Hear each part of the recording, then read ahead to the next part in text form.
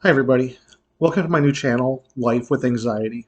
My name is Greg, and I want to take a journey with all of you about what it's like, the physical nature and the mental nature of having severe anxiety and panic attacks.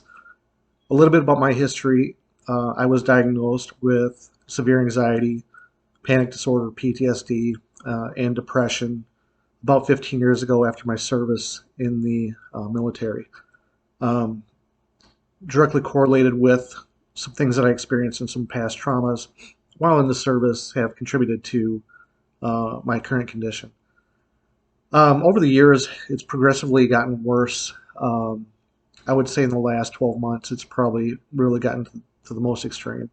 I do see a therapist every few months. It's starting to pick up a little bit more now just because of the severity of my anxiety that's picked up. Um, about a year and a half ago, I had my first panic attack. Happened about 10:30 at night. I was just going to bed. Um, my body got really hot, and I was starting to get sweaty. My pulse started to race. Um, that feeling of impending doom was setting in. I seriously thought I was having a heart attack. I started to get up out of bed. I lost consciousness. I passed out. I hit the wall. My wife, it scared her. She didn't know what was going on. She was asking me if I was okay. I couldn't respond. I was down on all fours, crawling on the floor. I don't remember much of this. What I do remember is kind of coming to and being down on all fours and just getting my bearings again. After that, I felt a lot better. I crawled back into bed and then went to sleep. Um, I would have anxiety, but not to that extent of where it became a full-blown panic attack. Um, I am on, medications for anxiety. I've been on, gosh, I think just about all of them that they could prescribe and that they've tried.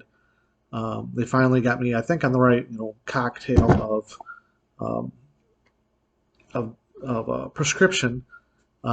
So that I'm thankful for. Most recently, about 3 weeks ago, I was at work, and while at work, I could feel my pulse start to raise, and I hadn't felt right most of the day. A coworker had even asked me, if I was feeling okay, and I just kind of shook it off. This happened around 3 o'clock in the afternoon. Um, where I work, the closest emergency department is probably maybe a 10-minute drive, and I started thinking about that. Like, do I have to go to the emergency room? Am I having a heart attack? My chest was tight. I had the shortness of breath. I had the pain down the left side on my arm. Um, my pulse was just racing out of control. I had an app on my phone where I could check my pulse, and it was in the 120s. So I panicked. I shut down my computer. I left the office, jumped in my car, and went as fast as I could safely to the hospital. It got to a point where I actually was in front of my old high school, and the school was letting out, and I was stuck in traffic, and I was thinking to myself, if I was going to die in front of my high school. The light started turning green, and I think it was just a sign from a higher power. And I hit every green light all the way to the emergency department. They got me back there. They hooked me up with the ECGs, blood work, all kinds of things. Ran tests on me. Ran the troponin I test to see if I was having a heart attack. I was in the emergency department probably 7 hours before I was finally released. Everything came back fairly normal. My potassium was low. They gave me some potassium pills, which made me feel a little bit better. Um, and then they kind of sent me on my way.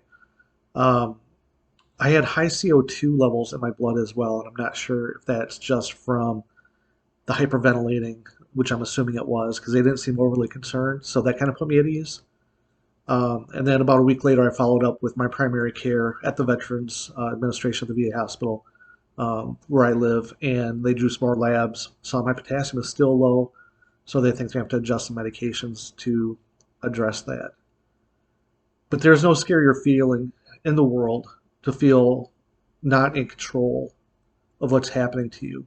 Not knowing just creates more anxiety and stress.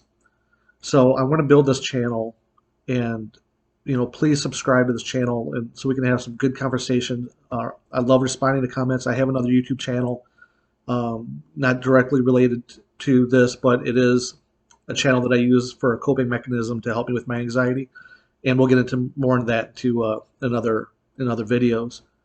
But the important thing is that if you're out there and you're struggling, that there is hope, and that's something that I cling on to. That I'm hoping that this gets better. Um, Life is very difficult with severe anxiety and having panic attacks. So please leave comments down below about your experiences. And that'll help me build content as well for future videos. So thank you for watching. Again, please subscribe, like, smash that like button, and let's really get this conversation going with people all over the world about what it's like to have anxiety and panic disorders, to educate those that might not have all the information. So thank you so much.